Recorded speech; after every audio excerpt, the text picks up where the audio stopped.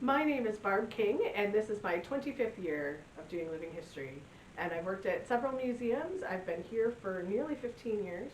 I worked at the Henry Ford Museum in Greenfield Village for the first 10 years, where I got started in living history in high school. And then I was on the U.S. Brig Niagara in Erie, Pennsylvania.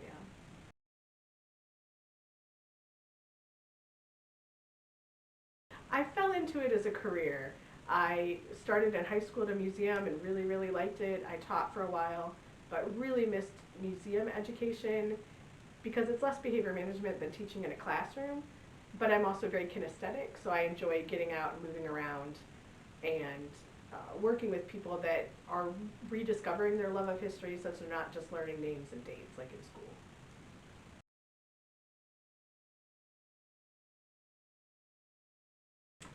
Here, it's mostly always 1850. We have done a few different time periods if we go to Fanthorpe Inn, which is part of our complex, or Independence Hall in the 1830s, but most of the time 1850 here.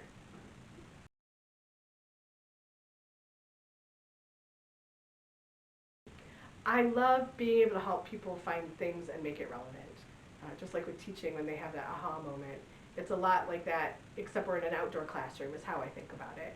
And I like that we let people come in, they can touch things if they're gentle, play with the games, experience some of the life of 1850.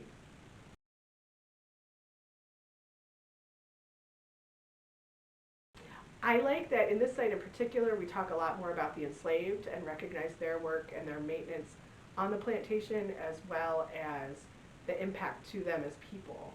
I think that's been a change I've noticed over the last 20 years in museums in general as well.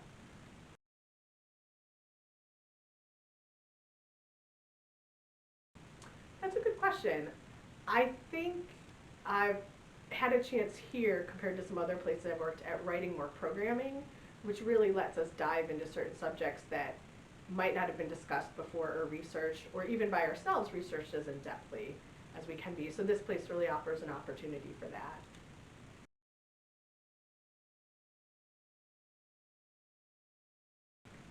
I have quite a few.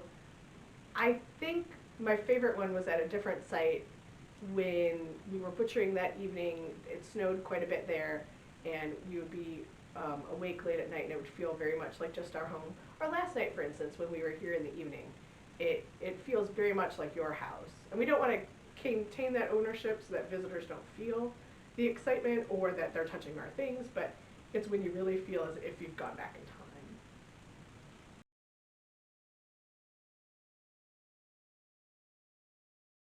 Yes, living history is my profession. This is my full-time job. I didn't realize there were no degrees at the time in colleges to do this, but I remember being 8 and visiting a national park and saying, I want to be a park ranger. And so I've kind of fallen into it as a career. And where I work here is called Barrington Plantation, the home of the fourth and last president, Dr. Anson Jones.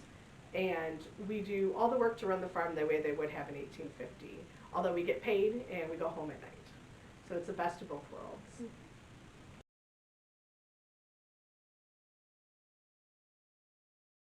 Sure. So what we do on a daily basis is, even though I've done a little bit of first person here, most of the time we do what's called third person interpretation.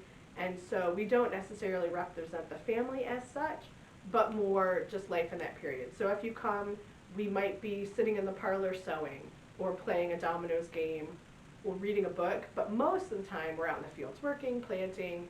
We cook on the weekends for the staff, and we run different programs pretty much every weekend throughout the year. We do a bigger program once a month. So if you come at the end of March, in a month or so, you'll see us plowing all the fields, and we might let folks help with some of that. So it really depends on what time of year.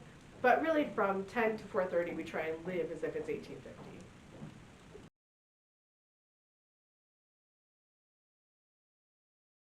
Barrington Plantation, now the larger THC site that we are part of is open every day from 10 to 4:30, 5-ish, depending on the structure. Barrington Plantation is open Wednesday through Sunday, 10 to 4:30, the exception being weekends like Texas Independence Weekend when we're open in the evening on the Saturday. But generally 10 to 4:30 Wednesday through Sunday, except for things like Christmas where you buy special tickets, Halloween, Fanthorpe Inn around Thanksgiving,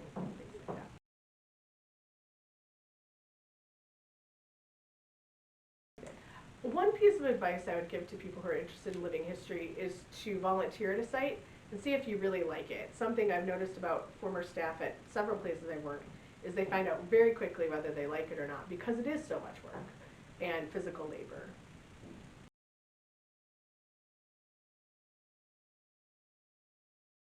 I think I've been a member for 8 years on and off, but I've been trying to keep up with it more and attend meetings and go to it. And I find it a really valuable organization because at the very least you get to network and know people and learn things that you wouldn't know about before, like your Vail talk. I thought was very good.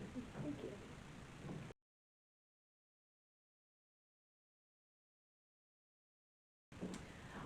Well, the networking. I enjoy the networking. I enjoy learning things I wasn't interested or didn't feel I was interested in before. So some of the conference talks I went to and the symposiums we're hoping to start, I feel can reach some aspects of history maybe that people didn't realize they were interested in. All right, thank you. That's it. Thank you. Come and see us soon.